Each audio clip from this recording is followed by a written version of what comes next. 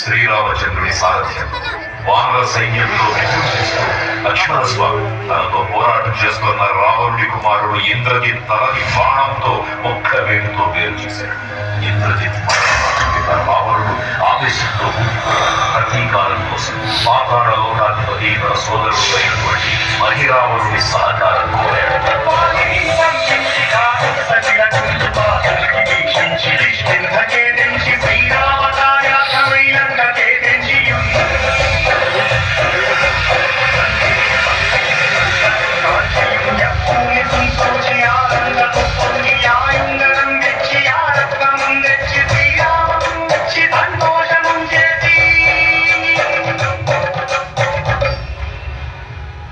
తన ప్రభువులను కాపాడుకోవడానికి వాయువేగంతో పాతాళ లోకానికి చేరుకున్న ఆంజనేయ స్వామి సగం మొసలి సగం వానర రూపంలో ఉన్న ఇంద్రజీవి ముఖద్వారం వద్ద కాపలా కాస్తూ కనిపిస్తుంది.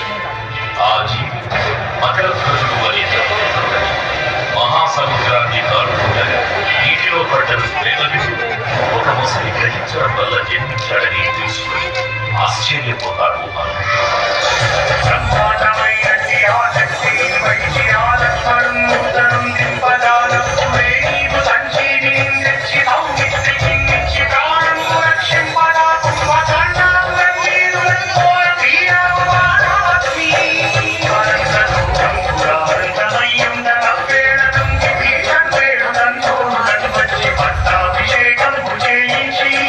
శ్రీరామదేవి శ్రీరామ